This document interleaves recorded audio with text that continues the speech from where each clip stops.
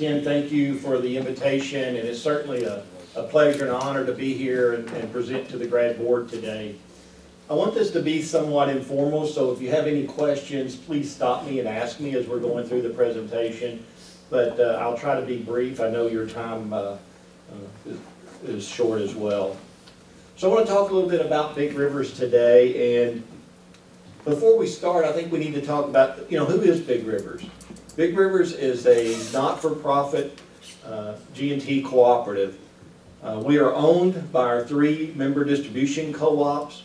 Those 3 distribution co-ops serve about 115,000 customers across 22 counties in western Kentucky. Big Rivers is really the wholesale provider, and we provide the wholesale power to those 3 distribution co-ops that own Big Rivers. The 3 distribution co-ops I'm speaking of is Jackson Purchase in Paducah, Kenergy, who is headquartered in Henderson, but they have a large office here in Owensboro as well. And then we also have Meade County RECC up in Brandenburg. Big Rivers, as well as its 3 member distribution co-ops, we are regulated by the Kentucky Public Service Commission, so we're somewhat double regulated. We have the governance of our own board, and we'll talk a little bit about those shortly, but also we're governed by the under jurisdictional review from the Kentucky Public Service Commission. The Big Rivers Board is made up of 6 directors, and essentially it's just 2 directors from each one of the distribution co-ops form the board of Big Rivers. And you can see our chair, Wayne Elliott from Jackson Purchase, and our vice chair, Larry Elder from Kenergy. We own 4 generating stations, or we own or operate 4 generating stations. We own about 1,444 megawatts of generation.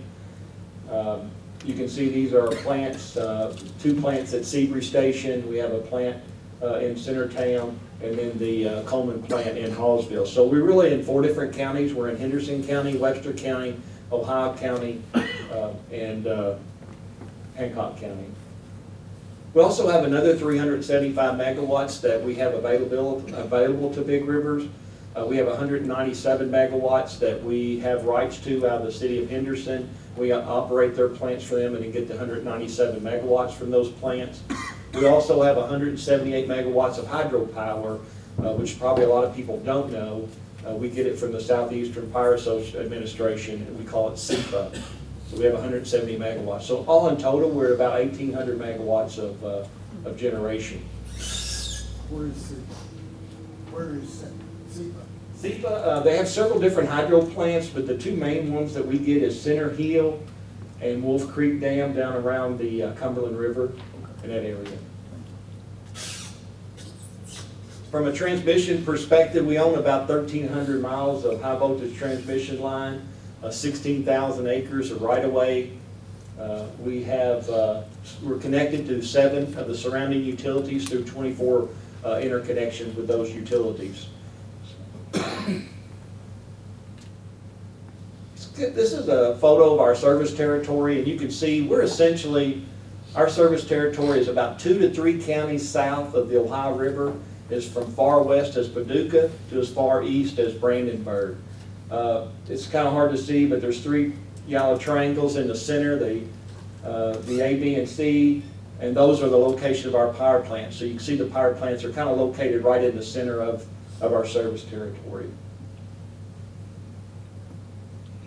Big Rivers does provide a significant economic impact to this region. We spend about $422 million annually right here in Kentucky. About at least 90% of that is spent locally within a 4 to 5 county region. And just last year, and we're down because, as you noticed from the previous slide, we have a unit or a plant in Hancock County is idle. But even with that plant idle, we purchased 3.3 million tons of coal last year. 3 million tons of that came directly from western Kentucky. We employ about 530 people. They're very high-paying jobs. They're very technical jobs. So again, it brings a lot of good jobs to the area. So I want to talk a little bit about our mitigation plan, and that's kind of where we are today. Prior to the smelters leaving the Big Rivers system, Big Rivers put together mitigation plan. And really the mitigation plan was really designed to just provide a roadmap to Big Rivers, to make sure that Big Rivers is sustainable and financially viable, and to also to manage the rates to our current members. So that you understand how a cooperative works, we don't have shareholders like a typical privately owned company or a publicly held company. Our shareholders are the end user. For instance, if anyone in this room is a Kenergy customer, you essentially own a piece of Kenergy, and by definition you own a piece of Big Rivers. So you're our shareholders, and you're the ones that we try to return our margins to. And we flow that back through lower rates is how we try to flow it back to you. So really our plan had three major points in it. Although it had a lot of different characteristics, there's really three major points of this plan. And it's to promote existing or expansion of existing industry, try to attract new load or new members, as well as enter into long-term contracts, wholesale power contracts. And we want them to be long-term, 10 years or longer. Now to get into these 10-year transactions, it takes a while. It takes about 5 to 6 years to put one of those transactions together. So as you can see, there's a gap that we have here, and in order to fill that gap, we've tried to go out and enter into short-term and mid-term type contracts from wholesale power contracts to bridge that particular gap. The way we bridged that gap is we sold excess power on short and mid-term contracts. Our Wilson facility, which at first we thought we may have to idle as well, has been very viable. It's probably it's not probably, we know it's the most cost-effective generator in the state of Kentucky. We benchmark our generation against across the country, and it's certainly one of the best, most productive plants in the country. We've sold the output of that power, or output of that station through 2017, both the capacity and energy. We've also seen some significant internal load growth, and that's right in Hancock County, Judge. As you well know, the Alaris expansion, where Alaris is essentially having a large expansion there, about $350 to $400 million. They're going to double the amount of electricity they use on an annual basis, so that's very significant because they use a lot. They're a very energy-intensive company. And then we had some external load growth. The Kentucky Public Service Commission just recently approved a 67 megawatt deal where we're selling 67 megawatts to 3 entities in Nebraska. That power won't start flowing for that to that deal until 2018. So why is it important that we have all these power sales? We do that because it brings value back to our members. The more power I can sell on the wholesale market and the better price I can get, the lower I can keep our member rates down. And that has been our intent all along. So what we said is, as we make margins, as we make these wholesale power contracts, we're going to flow those margins back to the members. So here's kind of what we've done just in the last year. Because we've been very financially sound and we are returning these margins back to our members, over a 15-month time frame that spans both 15 and 16, we're going to return $4.6 million back through the FAC. And what that does is it lowers your fuel adjustment charge that you see on your bill if you're a Kenergy customer. The 67 megawatt deal that we made in Nebraska, all the margins from that Nebraska contracts is going to be flowed back to our members. We'll talk a little bit more later about how that flows back to the members. But all the margins, and that's going to average about $8 to $9 million a year. And then the forward sales from Wilson in 2015 alone made us over $8 million that we were able to give back to you as a member by reducing your fuel cost as we go forward. So again, because we're having strong margins, because we're financially sound, we're trying to return them back to the end customer, because again, you're the owner, you're our shareholder. We still have some energy that we want to sell. We'd like to restart that Coleman plant at some point in the future. We think it's still valuable. So what we've done is we've put together a very aggressive economic development incentive rate. It's the most aggressive economic incentive rate in the Commonwealth, and that's by design. We went out and looked at everyone else's, and we tried to make ours even better because we want to bring new industry to this region. It applies to anyone that has 1 megawatt or more. in demand charge. And essentially, we give them a 90% reduction in their demand payment. So they only pay 10% of their demand charge. In energy, when you're selling electricity, there's really two components to energy. There's a demand and an energy charge. So we're trying to reduce the demand charge. And particularly, that's what larger industries like to see. Now, there is a catch to that. It has to be an 8-year contract. They get the benefit or the reduction in their demand charge for the first 4 years, but in the final 4 years, they have to pay the full rate like everyone else. Each case is special. It has to be approved by the Kentucky Public Service Commission, and we spoke about Alaris earlier. They were the first company to take advantage of this economic incentive rate, and the officials at Alaris have certainly confirmed that this economic incentive rate helped push them over the edge to make sure that that expansion happened in Hancock County, not at one of their other facilities in Ohio. Just to give you a quick look, our marketing group is out and they're beating the bushes trying to sell the rest of this remaining power that we have. And these are just marketing contacts that we've made. You can see we've been in Missouri, West Virginia, obviously Kentucky, Minnesota, Oklahoma, Nebraska, South Dakota, and Indiana.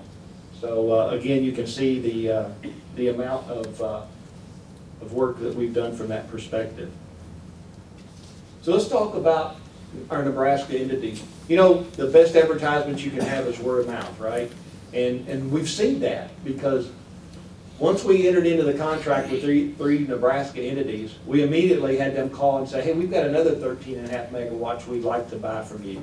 So we're now talking to them about an additional 13.5 megawatts above that 67. Prior to committing to buy power from Big Rivers, these entities bought their power from a wholesale supplier in Nebraska called Nebraska Public Power District. Nebraska Public Power District has 76 wholesale customers. 58 of those customers decided to re-sign up with those folks. 7 decided to go to a different entity for their power supply. 3 of those 7 has committed to buy their power from Big Rivers. So that leaves 11 out there. And while we're trying to contact those 11, many of those 11 are already calling us saying, hey, we want the same deal that our neighbors have got. So we think that there's still some future sales to occur in Nebraska for us. And again, you might say, well, why does that help this region? It helps it because I can keep the power prices low here by making my money in Nebraska, not off of our customers. We talk about member rates. In 2009, during the unwind transaction where Big Rivers regained control of its power plants, Big Rivers set up some reserve funds. And basically we have a fund, it's got a large amount of money in it. We put, every month, we take money out of that fund instead of charging you as a customer, and we give you a credit on your bill. If you're a customer, you'll see it's called MSRM, and that stands for Member Stability Rate Mechanism. And that's on your bill as a credit. And so, now, obviously, eventually that money is going to, it's never going to run out because there's always money going in, but it's going to be reduced to a much smaller scale than what it has been in the past. That reduction occurred for the industrial customers in October of last year, and it's going to occur for the residential customers in August of this year. But again, it never runs out because we've got about $7 million a year that's going into the fund now. The other items that I mentioned to you earlier, the Nebraska contracts, that money will go into those funds. We're in contract negotiations for some additional load now for about another 100 megawatts. And the margins from that transaction will also be going into those funds. So that those funds, while they'll be reduced for a while, they'll start picking back up in the near future. Just to put it in perspective, we've given, since 2009, we've given credit on the electric bill of our customers $220 million since 2009. What that equates to is about $240 per year per customer. So it's significant money. These is, excuse me, this is just kind of give you an idea of our member rates. These are the industrial rates, and we really look at these as we're trying to attract new industrial customers to our region. The horizontal line is where Big River's rates are today in 2016. And all these are all the utilities in the state of Kentucky, okay? But because the only data we have on those utilities are EIA data from the U.S. Energy Administration, It's their 2014 rates. So we're comparing our 2016 rates to their 2014 rates. You can still see, even though their rates are 2 years old, we're still very competitive. Most of you know that there's been significant increases in most of the utilities in our area since 2014. You have to look no farther than LG&E, KU. You look at Kentucky Power, AEP, OMU, Paducah Power. All those folks have had significant rate increases since 2014. So really our rates look much better than what I'm showing you here, but this is the most accurate information that we have to date. Who's Oh, I'm sorry. the black one on the far right? I think I have to look, that's kind of an eye test, but I believe that's AEP, Kentucky Power, up in the eastern part of the state. But not want to be on theirs.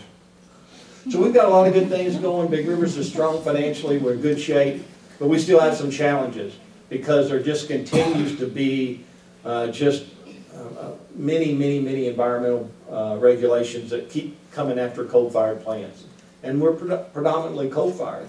So we have a lot, we have the cross-state air pollution rule, we have the effluent limitation guidelines, we refer to it as ELG. We have the coal combustion residual rule, which is, we say CCR. And then of course the one that you all read about, probably much more than you want to, is the Clean Power Plan. We also have the National Ambient Air Quality Standards, NAAQS. Just so you know, while these are still challenges and unknowns to Big Rivers, like they are to all utilities, we're much better positioned to comply with these regulations with a lot less rate impact than most utilities. And it's because we have length, for one reason, because we have the additional generation. If I have to, I can retire one of my plants and still provide you with the energy that you need. We'd rather not do that, but we could if we had to. Secondly is our Wilson facility is compliant with every regulation that you see here. Even though many of them haven't gone into effect yet, it's already compliant with every regulation on that page with the exception of Clean Power Plan. And the Clean Power Plan is going to be a statewide program, not an individual power plant program. So again, we're much better positioned than most people are from that perspective.